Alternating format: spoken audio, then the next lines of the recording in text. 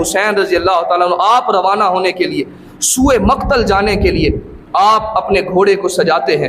گھوڑے پر سوار ہوتے ہیں، نیزے کی نوک دوش نبی زین ذوالجلا جچتی ہے اس طرح کی سواری حسین کو،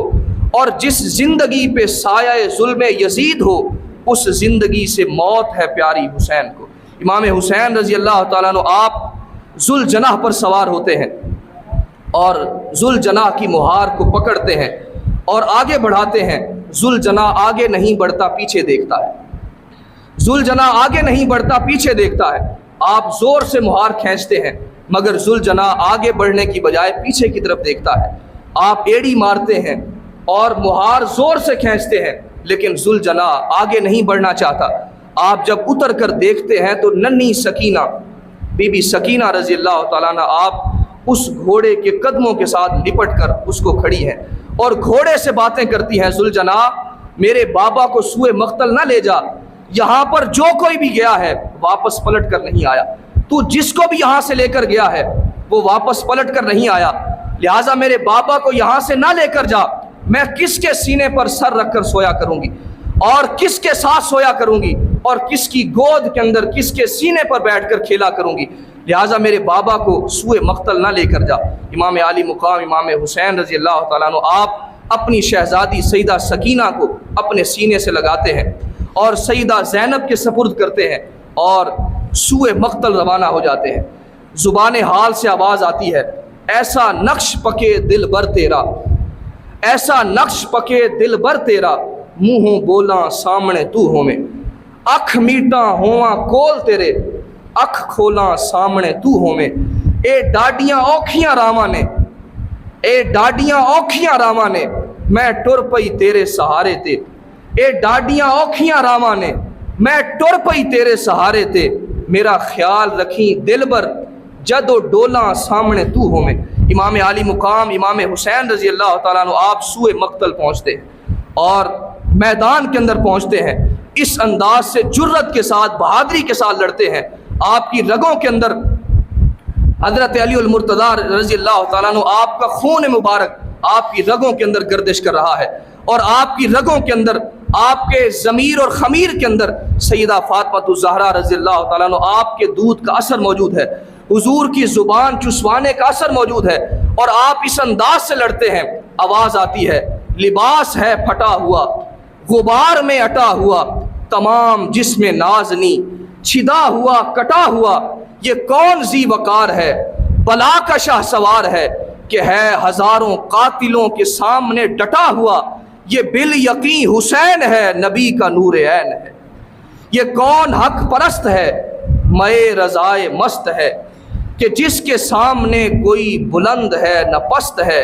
حبیب مصطفیٰ ہے یہ مجاہد خدا ہے یہ، جبھی تو اس کے سامنے یہ فوج گرد گرد ہے، یہ بال یقین حسین ہے نبی کا نور عین ہے۔ امام حسین رضی اللہ تعالیٰ عنہ آپ جرت کے ساتھ جانثاری کے ساتھ دشمنوں کا مقابلہ کرتے ہیں اور بالآخر امام حسین رضی اللہ تعالیٰ عنہ سر سجدے کے اندر رکھتے ہیں اور جام شہادت نوش کرتے ہیں۔ فوق العرش سے آواز آتی ہے، آسمانوں سے آواز آتی ہے، یا ایتھا النفس المطمئنہ ارجعی الی ربک راضیۃ مرضیہ، اے نفس مطمئنہ، اے روح حسین، اے حسین واپس پلٹا، آج امامت کو تجھ پہ فخر ہے، آج ابدیت کو تجھ پہ فخر ہے اور آج بندگی کو تجھ پہ فخر ہے۔ سیدہ فاطمہ الزہرا کی آواز آئی، بیٹا حسین آج تو نے میرے دودھ کی لاج رکھ لی ہے۔ مولا علی کی آواز آئی، بیٹا حسین آج تو نے میرے خون کی لاج رکھ لی ہے، اور مصطفیٰ کریم کی آواز آئی، بیٹا حسین آج تو نے میرے کندھوں کی لاج رکھ لی ہے، اور آسمان سے آواز آتی ہے، حسین واپس پلٹا، قدسیان فلک آج تیرا انتظار کر رہے ہیں، قدسیان فلک آج تجھ پر فخر کرتے ہیں، آج امامت تجھ پر فخر کرتی ہے، آج عبادت تجھ پر فخر کرتی ہے، آج ابدیت تجھ پر فخر کرتی ہے، آج بندگی تجھ پر فخر کرتی ہے، آج خود رب تجھ پر فخر کرتا ہے، آج نماز تجھ پر فخر کرتی ہے اور آج سجدہ بھی تجھ پر فخر کرتا ہے۔ امام حسین رضی اللہ تعالیٰ عنہ آپ اس انداز سے اپنی جواں مردی کے ساتھ جرت کے ساتھ اپنے تمام تر توانائیوں کو صرف کرتے ہوئے اللہ کے حضور پہنچتے ہیں، اور یہ حضور علیہ الصلوۃ والتسلیم نے اپنے دور مبارک کے اندر ہی امام حسین رضی اللہ تعالیٰ عنہ آپ کی شہادت کی خبر دے دی تھی۔ تاریخ بغداد کے اندر خطیب بغدادی لکھتے ہیں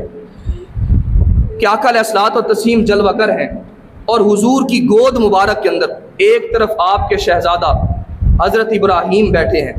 اور دوسری طرف امام حسین بیٹھے ہیں، دونوں حضور کی گود کے اندر بیٹھے ہیں، اور آقا علیہ الصلوۃ والتسلیم ادھر دیکھتے ہیں اپنی آنکھوں کو ٹھنڈا کرتے ہیں، ادھر دیکھتے ہیں اپنی آنکھوں کو ٹھنڈا کرتے ہیں۔ جبریل علیہ السلام حاضر ہوتے ہیں، اللہ کا سلام پیش کرتے ہیں، اور جبریل علیہ السلام پیغام دیتے ہیں کہ اللہ رب العزت کا حکم ہے کہ حضور، اللہ رب العزت کا فرمان ہے کہ ایک بیٹے کو دوسرے بیٹے کے ذریعہ سے فدیہ کر دو، تمہارے پاس دونوں بیٹے برقرار نہیں رہیں گے، لہٰذا ایک بیٹا تم قبول کر لو اور ایک ہمیں دے دو۔ امام حسین رضی اللہ تعالیٰ عنہ آپ بھی گود کے اندر موجود ہیں، اور آپ کا شہزادہ حضرت ابراہیم بھی گود کے اندر موجود ہیں۔ حضور ادھر دیکھتے ہیں، چشمان مقدس سے آنسو ٹپک پڑتے ہیں، ادھر دیکھتے ہیں، آنکھوں سے آنسو جاری ہو جاتے ہیں، اور حضور فرماتے ہیں جبریل دیکھو، اگر میں ابراہیم کو دیتا ہوں تو تنہا میں روؤں گا، مجھے تکلیف ہوگی اور میرے آنسو نکلیں گے، تنہا میں روؤں گا، لیکن اگر حسین کو دیتا ہوں تو میں بھی روؤں گا اور میری بیٹی فاطمہ بھی روئے گی، لہذا مجھے میرا رونا منظور ہے لیکن میری بیٹی فاطمہ کا رونا مجھ سے دیکھا نہیں جاتا۔ لہذا آپ اس واقعے کے 3 دن کے بعد حضرت ابراہیم رضی اللہ تعالیٰ عنہ آپ کا انتقال پرملال ہو جاتا ہے، اور حضرت ام سلمہ رضی اللہ تعالیٰ عنہ فرماتی ہیں میں آقا علیہ الصلوۃ والتسلیم کی بارگاہ کے اندر حاضر ہوئی، حضور گریہ و زاری فرما رہے ہیں، آپ کی گود مبارک کے اندر امام حسین رضی اللہ تعالیٰ عنہ آپ بیٹھے ہیں اور آپ آنسو بہا رہے ہیں، رو رہے ہیں۔ حضرت ام سلمہ پوچھتی ہیں حضور ماجرا کیا ہے؟ کسی نے آپ کو تکلیف دی ہے، دکھ دیا ہے، رونے کی وجہ سمجھ نہیں آتی، حضور آپ آنسو کیوں بہا رہے ہیں؟ آقا علیہ الصلوۃ والتسلیم نے فرمایا ابھی میرے پاس جبریل آئے تھے اور جبریل نے مجھے آ کر خبردار کیا ہے کہ آپ کی امت آپ کے اس بیٹے کو کربلا کے اندر شہید کر دے گی، آپ کی امت آپ کے اس بیٹے کو کربلا کے اندر شہید کر دے گی، لہٰذا اس بنا پر میں آنسو بہا رہا ہوں۔ آقا علیہ الصلوۃ والتسلیم نے مٹی مبارک ام سلمہ کو دی، کہا یہ اس مقتل کی مٹی ہے، کربلا کی مٹی ہے، اور یہ جبریل علیہ السلام نے لا کر مجھے دی ہے، اور یہ حکم فرمایا ہے کہ یقیناً جب یہ مٹی خون کے اندر بدل جائے گی تو سمجھ لینا کہ امام حسین شہادت کے منصب پر فائز ہو چکے ہیں۔ لہذا حضور علیہ الصلوۃ والتسلیم نے وہ مٹی حضرت ام سلمہ کو دی اور فرمایا کہ اس کو سنبھال کر رکھنا، جس دن یہ سرخ مٹی خون کے اندر بدل جائے تو سمجھ لینا کہ امام حسین شہید ہو چکے ہیں، جام شہادت نوش کر چکے ہیں۔ حاضرین محترم، اب جب امام حسین رضی اللہ تعالیٰ عنہ آپ کربلا کے اندر جام شہادت نوش کرتے ہیں، ادھر حضرت ام سلمہ رضی اللہ تعالیٰ عنہ آپ نیند کے اندر ہیں اور خواب دیکھتی ہیں کہ آقا علیہ الصلوۃ والتسلیم کے سر مبارک پر اور داڑھی مبارک پر گرد و غبار ہے، مٹی ہے، گرد و غبار ہے۔ حضرت ام سلمہ پوچھتی ہیں حضور ماجرا کیا ہے؟ گرد و غبار نظر آ رہا ہے، داڑھی کے اوپر، سر مبارک کے اوپر مٹی کیوں ہے؟ آقا علیہ الصلوۃ والتسلیم فرماتے ہیں کہ میں ابھی مقتل حسین سے آ رہا ہوں، امام حسین کے مقتل سے آ رہا ہوں، لہذا آپ جب بیدار ہوتی ہیں تو مٹی کو دیکھتی ہیں تو وہ مٹی خون بن چکی ہوتی ہے، سمجھ جاتی ہیں کہ آج روئے زمین پر قیامت برپا ہو چکی ہے، اور امام حسین رضی اللہ تعالیٰ عنہ آپ جام شہادت نوش کر چکے ہیں۔ ادھر حضرت عبداللہ ابن عباس رضی اللہ تعالیٰ عنہ آپ مکہ المکرمہ کے اندر خواب دیکھتے ہیں، حضور علیہ الصلوۃ والتسلیم خواب کے اندر تشریف لاتے ہیں اور آپ کے ہاتھ مبارک کے اندر ایک خون کی ڈبیا ہے۔ حضرت عبداللہ ابن عباس پوچھتے ہیں حضور یہ ڈبی کیسی ہے اور خون کیسا ہے؟ آقا علیہ الصلوۃ والتسلیم فرماتے ہیں کہ آج میں کربلا کے اندر سارا دن امام حسین اور اہل بیت اطہار کے خون کو اس ڈبی کے اندر جمع کرتا رہا، لہٰذا آقا علیہ الصلوۃ والتسلیم کا یہ خانوادہ، یہ گلشن کربلا کے ریگزاروں کے اندر ایک عظیمت کی داستان رقم کرتا ہے۔